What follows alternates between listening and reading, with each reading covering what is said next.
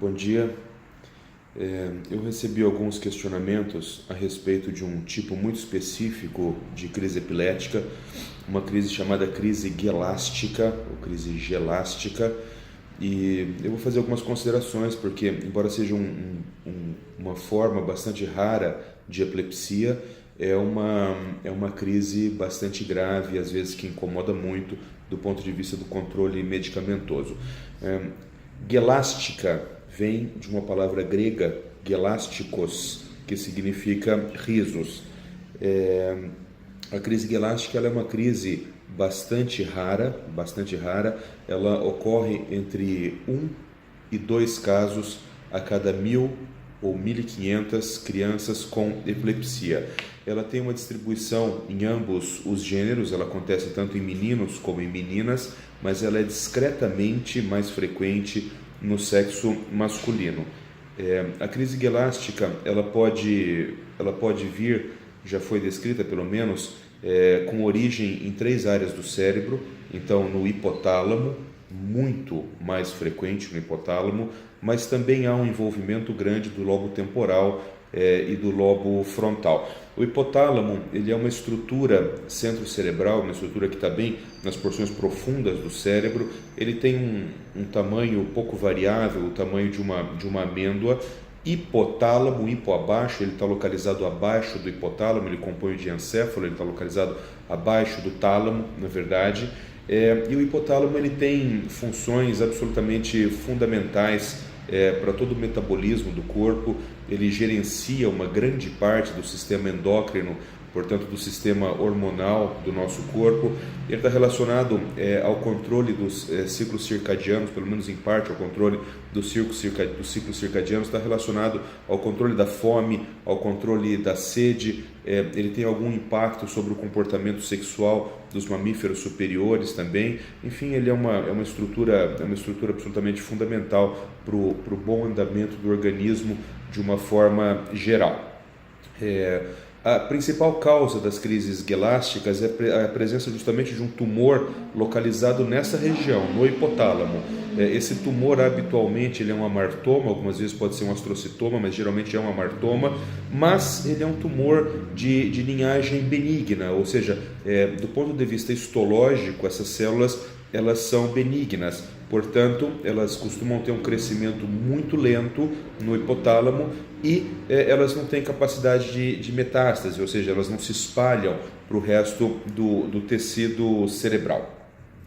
As crises em si, as crises gelásticas, elas são crises que, para quem está habituado a observar a crise, elas são crises mais ou menos típicas. Elas podem começar em qualquer idade da vida, mas habitualmente elas começam entre 3 e 4, 3 e 5 anos, então um pouco antes da idade escolar. São crises que têm um início súbito e geralmente um término súbito da crise de riso.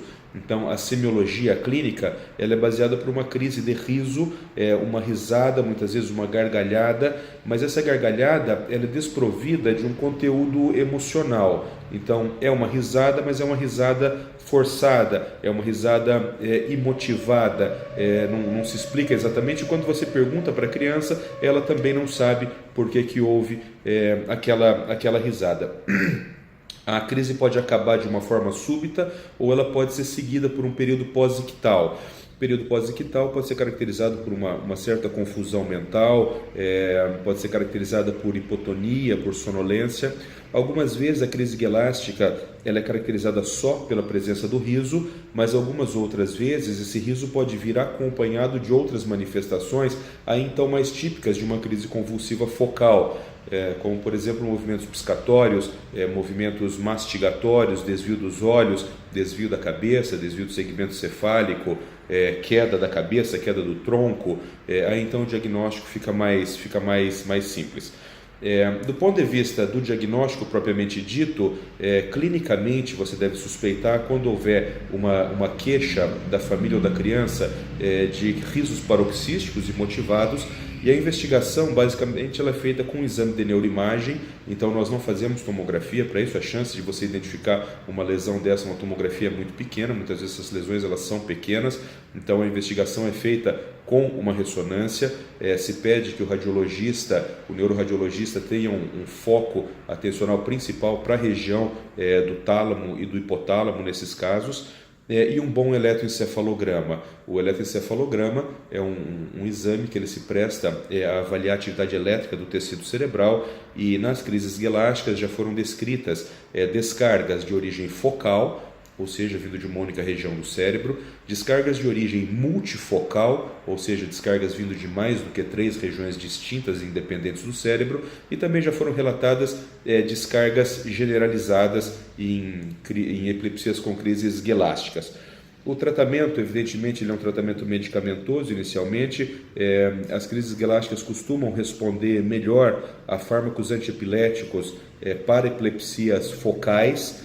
Então nós estamos falando aí de carbamazepina, de oxcarbazepina, de fenitoína, medicamentos para epilepsias focais, mas sabidamente há casos de refratariedade clínica em que, mesmo com a utilização de uma politerapia inteligente, ou seja, com mais do que uma, duas, três fármacos antiepiléticos, essas crianças vão continuar tendo crises epiléticas, e aí nesse caso então pode especificamente haver alguma indicação cirúrgica. De uma forma geral, as crises guelásticas, elas são crises que compõem formas graves de epilepsia, formas estruturais, formas sintomáticas de epilepsia, e o tratamento às vezes ele pode ser um tanto quanto insatisfatório, vamos dizer assim. São crises que muitas vezes costumam evoluir mal, às vezes com alterações comportamentais da criança também, com alterações cognitivas de uma forma mais geral. Enfim, acho que esses são os aspectos principais de uma crise guelástica. Então, eu estou à disposição para alguma dúvida. Alguém que quiser fazer algum questionamento, pode fazer aí por baixo. Um abraço.